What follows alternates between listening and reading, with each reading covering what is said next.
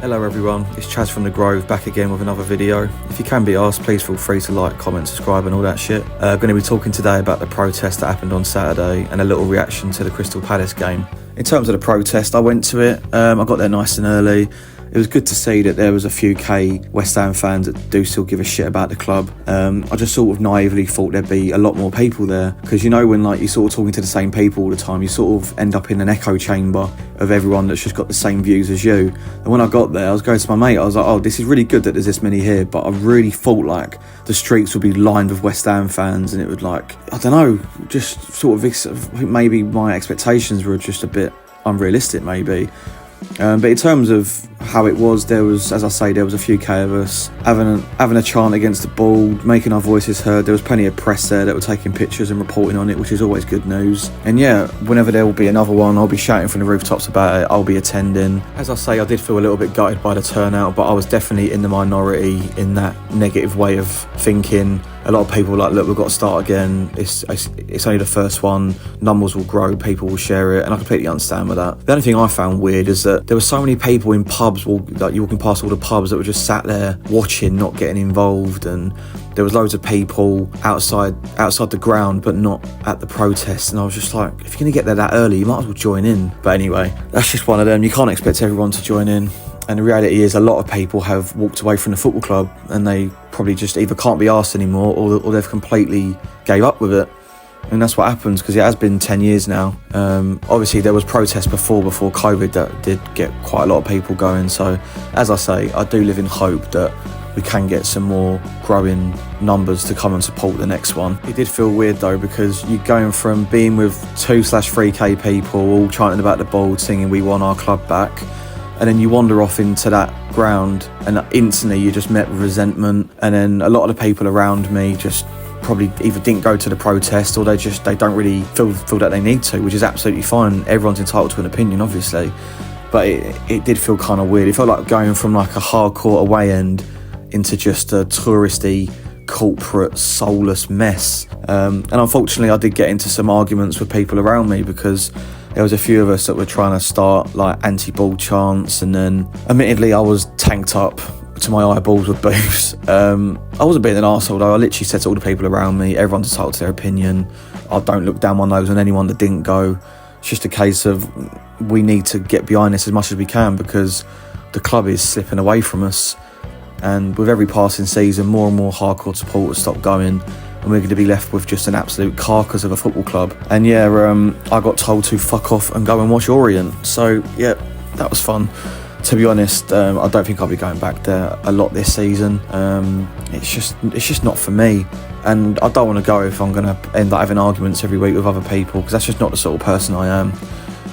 You know what I mean? I'm always happy to have a debate, happy to talk about things, but to get told to fuck off and go and watch another football club just really sort of narked me. And that wasn't even to do with the football. Like, I can handle us losing. I've watched us lose so many times over my lifetime, like every West Ham fan has, but I come away from that game feeling extra pissed off of how I spoke to, and just in general of how it makes me feel when I go over there. So maybe it's just best I take myself out of the environment and just go watch us away from home, where you tend to be with more like-minded fans, as opposed to get behind the team. If you don't like it, don't come, which, yeah, I sort of understand to an extent. Why give someone money? Why give the club 800 quid a year if I'm just going to moan about it? And I do sort of agree with it to an extent, but as I said earlier, I always feel like everyone's got the same thoughts as me about the board and the club, but it turns out other people are just over it and they've accepted it, but I don't think I'll ever be able to accept it. But yeah, in terms of the football, I thought we played all right for about 15 minutes after the second half, but in general we can't defend corners, we look ropey, we look so lightweight. I was expecting Potter to be sacked, to be honest. But he's still there for another 2 games, because I think our board have that really weird thing where you got to lose like 5 or 6 in a row. Yeah, it's going to be a long old season. But for me, the fight with the board is bigger than the fight on the pitch. I do think that they will pull the trigger on Potter soon. They'll get in like a Nuno or a temp manager that just won't be as shit.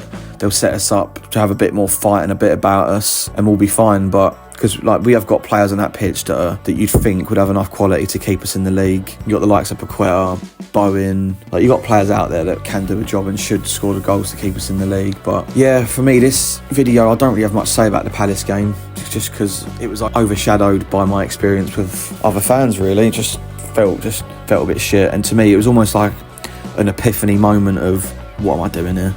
I will go to every single protest, I'll share every protest, I'll boycott the games happily, but I don't think I can be in that stadium anymore with just people that are just like that. It's just, there's got to be more fight about us. Like, when I grew up supporting West Ham, we always felt a bit different from the rest, like, because we was always a little bit shit, but we took so many fans everywhere. And you think of like people that are way older than me will be able to tell you, we fought off the Bond scheme, we fought off shit owners like Terry Brown. And there was people saying to me that apparently there's been worse owners than GSB, but I don't remember an ownership that dragged us from Upton Park, sold us lies, pretended to be West Ham supporters, all to move us into a soulless bowl to enhance their own pockets and to sell Upton Park and allegedly make dough off that as well. We've lost all our heritage, we've lost everything about us, we've not even got a badge that you can sort of resonate with. The fan base is kind of split right now. 29,000 season ticket holders have sacked it off since the move, and you're sort of left with a mixture of hardcore supporters and then a mixture of other supporters that are just apathetic and can't even be asked to fight anymore, and it's just hard to sort of identify with that at the moment.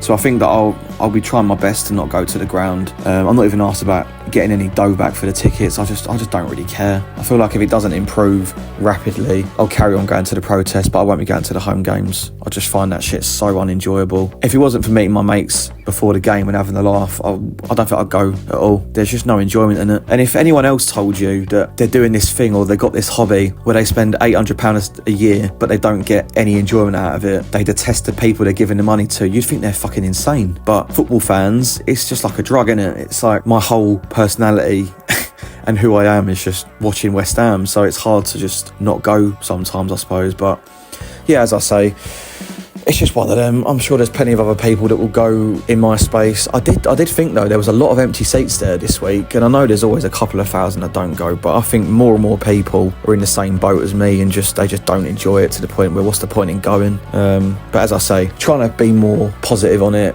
It's good that we do have some supporters that still want to protest and still want to fight. At least there is that. I just felt like there would be more. But yeah, that's my views on the protest in the Palace game anyway. I do think Potter will be sacked soon. Don't know who we're going to get in. It'll be another short-term replacement, even after it's only been a week since Karen Brady said that Potter's their guy and long-term is going to be there to help the youngsters come through. But nothing surprises you with this ball, does it? That's just the way we're run, and nothing's going to change until we drive them out or they sell. So yeah, if you did go to the protest, well done. If you didn't, that's absolutely fine as well. We're all out our own opinion. And yeah, I will be joining the boycott against Brentford, and hopefully some others can too, just to make them look like cunts on the telly. And even this morning on TalkSport, I see Jim White and Simon Jordan were almost backtracking to what they said last week and sort of agreeing with West Ham in a lot of the things. A lot of the media are starting to, and even the Dwarfs missus on Twitter is now piping up at West Ham fans. So you can see that even though I was saying there was only a few K of us, it does make a difference, and we do have a voice. Whether there's 1, 2, 3K or 10K, I suppose it's all good in the end. And yeah, I'll be going to the next one. Shout out to Crossed Hammers and Hammers United for all the hard work they do. And yeah, if you can be asked, feel free to like, comment, subscribe. Let us know what your thoughts are on the protest. Do you think it's worth doing? Did you go? Do you think we can get the club back? And yeah, come on you Irons.